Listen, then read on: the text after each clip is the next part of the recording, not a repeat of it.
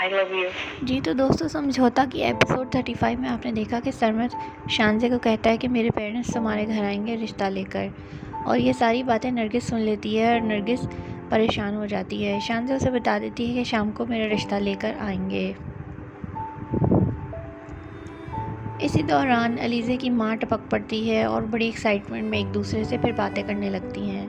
मेहरीन अपने शौहर को समझाती है कि अपने भाई से बच के रहो, उसने तुम्हें पहले भी धोखा दिया था। जिस पे उसका भाई कहता है कि अब मैं बेवकूफ़ अपने बड़े भाई से बहुत इनसिक्योर है क्योंकि उसके बड़े भाई ने उसे पहले भी डिच किया था, तो अब वो ये सोचता है कि मुझे वही करना पड़ेगा जो भाई ने किया ताकि अपना हिस्सा ले सकूँ। वो अपनी बीवी से कहता है कि मैं पापा के ऊपर अपना हिस्सा लेने के लिए केस कर दूँगा।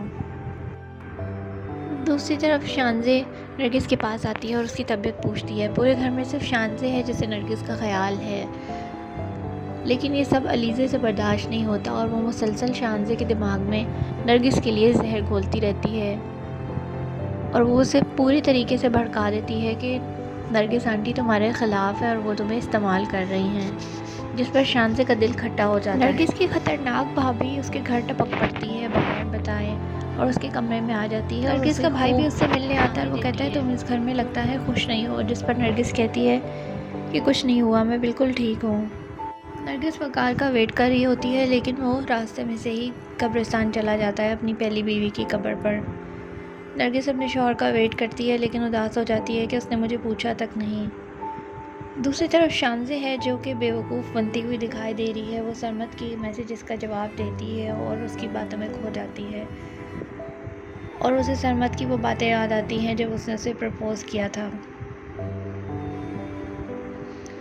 अपकमिंग एपिसोड में आप देखेंगे कि रोहेल अपनी माँ से बात करता है कि आपने अभी तक रिश्ते की बात नहीं की, जिस पर उसकी माँ उसे टाल मटोल करती रहती है कि मैंने भाई भाभी से अपनी शादी की बात कर ली और वो बहुत खुश है कि मैं शानज़े से रिश्ता करना चाहता हूँ, जिसके ऊपर उसकी माँ उसे फिर से एक बार टाल देती है। सरमद अपने माँ बाप को मजबूर करके शानज़े के घर ले आएगा ताकि उसके रिश्ते की बात कर सके, और ये बात सबको घर में पता चल जाएगी तो नरगिस परेशान हो जाएगी कि शानज़े का कोई और रिश्ता कैसे आ सकता है। शानज़े के लिए रिश्ता आ गया है। रोहेल इस बात पे बहुत गुस्सा होगा और अपनी माँ से झगड़ा करेगा कि आपने अभी तक बात नहीं की। रोहेल की माँ, जो कि शानज़े को अपनी बहू नहीं बनाना चाहती, वो अपने बेटे को झूठी तसल्लियाँ देती रहेगी कि तुम्हारी बात कर लूँगी। वो शानज़े से भी बात करेगा कि मैंने तुम्हें प्रपोज़ किया था, लेकिन शानज़े उसको अच्छा रिप्लाई नहीं करेगी। रोहेल की माँ उसे फिर से तसल्लियाँ देगी कि तुम्हारे रिश्ते की बात करूँगी। रोहेल जाकर नरगिस आंटी से बात करेगा इस हवाले से, और नरगिस आंटी घर में शानज़े और रोहेल के रिश्ते की बात करेंगी, जिस पर उसका बाप उसे कोई ख़ास जवाब नहीं देगा और वो यही सोचेगा कि शानज़े की मर्ज़ी जानना ज़रूरी है।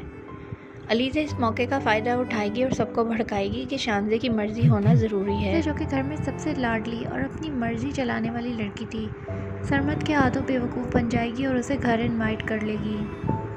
और वो एक पढ़ी लिखी, समझदार और अपने पेरेंट्स को बहुत अहमियत देने वाली लड़की थी, लेकिन अफसोस अलीज़े की बातों में आकर वो बहुत गलत फ़ैसला करने जा रही है। दोस्तों, इस ड्रामे में सबसे पॉजिटिव किरदार जो है वो नरगिस का दिखाया गया है, लेकिन अफसोस के सबसे ज़्यादा बुरा उसी के साथ हो रहा है और सब उसी को गलत समझते हैं। उसे ही तनकीद का निशाना बनाता है, जो कि बहुत गलत बात है। इसके अलावा इस ड्रामे में सब में नेगेटिविटी भरी हुई दिखाई गई है। दोनों बेटे असद और ज़ुहैब और उन दोनों की वाइफ्स और अलीज़े की माँ, जो कि हद से ज़्यादा जहरीली औरत दिखाई गई है। ऐसी औरतों की वजह से बहुत घर ख़राब होते हैं। ऐसी औरतें अपनी बेटियों के घर खुद ख़राब करती हैं और